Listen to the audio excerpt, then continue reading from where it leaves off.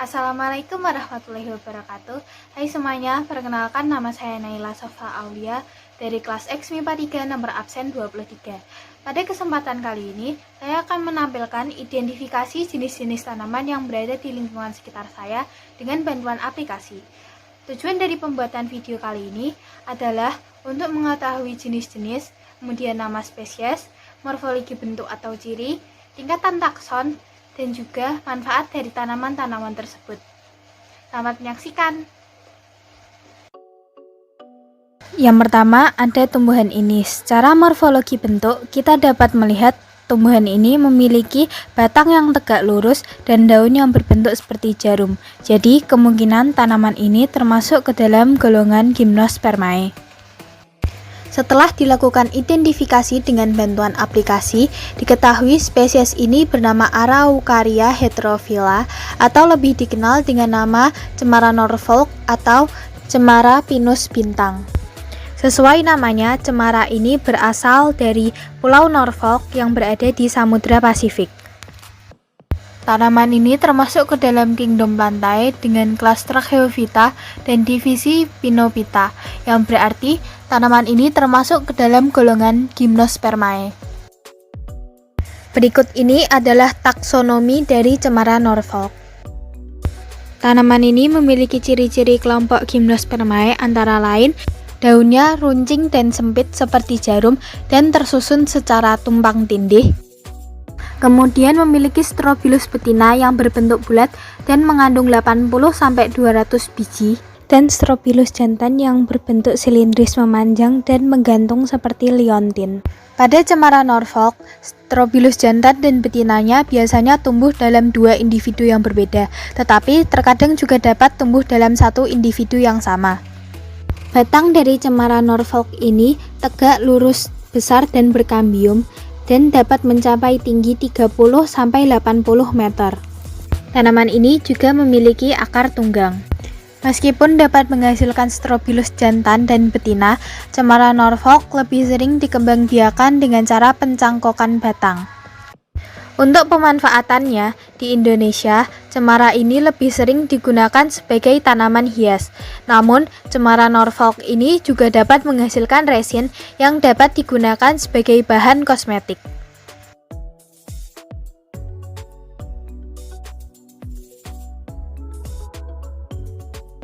Yang kedua, ada tanaman ini. Tentu kalian pasti sudah familiar dengan bentuknya kan? Tanaman ini adalah Pandanus amaryllifolius atau biasa dikenal dengan tanaman pandan wangi. Berikut ini adalah tingkatan takson dari pandan wangi. Tanaman pandan wangi termasuk ke dalam tanaman monokotil atau tanaman dengan biji berkeping satu meskipun dia memiliki akar tunggang. Tumbuhan pandan memiliki wangi yang khas. Tanaman ini seringkali kita jumpai di pekarangan rumah ataupun tumbuh liar di semak-semak atau di tepi selokan yang teduh. Tanaman ini termasuk ke dalam golongan monokotil karena dia memiliki daun yang berbentuk memanjang seperti pita, tulang daunnya sejajar, dan daunnya bersifat tunggal.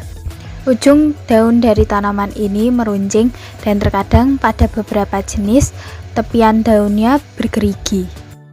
Batang dari pandan ini adalah batang perdu yang memiliki bentuk bulat dan lunak.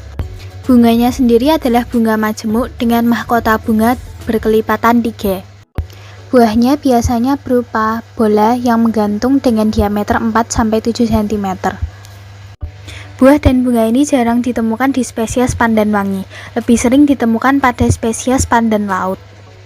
Perkembangbiakan pandan terjadi secara vegetatif alami menggunakan stolon atau geragih dan juga terjadi dengan vegetatif buatan dengan stek batang. Pandan sering kita gunakan dalam kehidupan kita, misalnya untuk menambah aroma pada masakan, digunakan sebagai pewarna alami, dan juga bisa digunakan sebagai obat-obatan.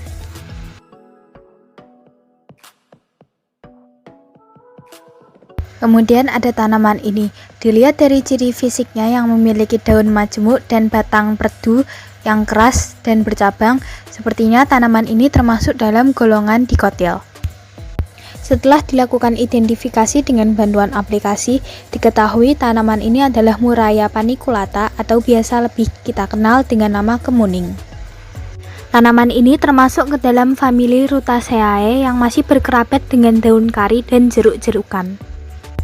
Berikut ini adalah tingkatan takson dari kemuning. Morfologi bentuk kemuning yang pertama adalah bunganya. Bunga kemuning berwarna putih dengan mahkota bunga berjumlah 5 dan bersifat sempurna serta majemuk. Bunga kemuning ini biasanya berbau harum. Kemudian daunnya. Daun kemuning adalah daun majemuk dengan tulang daun menyirip dan berbentuk bulat dengan ujung meruncing. Kemudian kemuning adalah tanaman yang berkambium, artinya batangnya keras, kemudian bercabang banyak dan tidak memiliki duri. Buah kemuning berbentuk bulat telur atau bulat memanjang yang berwarna hijau ketika muda dan merah hingga keorenan saat sudah matang. Bijinya sendiri bersifat dikotil yang artinya memiliki 2 keping. Kemuning memiliki sistem perakaran akar tunggang. Kemuning dapat dikembangbiakkan dengan cara generatif melalui biji dan dapat dikembangbiakkan secara vegetatif buatan dengan cangkok dan stek batang. Kemuning sendiri biasanya hanya digunakan sebagai tanaman hias, namun dia juga bisa digunakan untuk obat-obatan, misalnya untuk mengobati memar, rematik, dan juga bisa mengobati sakit gigi. Berdasarkan video tersebut, dapat kita simpulkan bahwa tanaman Tracheophyta dikelompokkan menjadi 2 golongan, yaitu tanaman Gymnospermae dan tanaman Angiospermae. Tanaman Gymnospermae atau tanaman berbiji terbuka adalah tanaman yang bakal bijinya tidak ditutupi oleh bakal buah. Tanaman Gymnospermae memiliki ciri-ciri antara lain yang pertama, bakal bijinya tidak dilindungi oleh bakal buah. Kemudian batangnya tegak, lurus dan berkambium. Kemudian berakar tunggang. Kemudian daunnya berbentuk seperti jarum dan memiliki alat reproduksi yang disebut dengan strobilus jantan dan strobilus betina. Kemudian untuk tanaman Angiospermae dibedakan menjadi 2, yaitu tanaman monokotil atau tanaman berkeping 1 dengan ciri-ciri antara lain bunganya kelipatan 3, bijinya berkeping 1, kemudian akarnya serabut, batangnya lunak dan tidak berkambium, tulang daunnya berbentuk sejajar atau melengkung, dan daunnya biasanya berbentuk pita. Kemudian ada tanaman dikotil atau tanaman dengan biji berkeping 2 yang memiliki ciri-ciri antara lain memiliki bunga dengan mahkota yang berjumlah 2, 4, 5 atau kelipatannya, berakar tunggang, biasanya batangnya berkambium dan bercabang.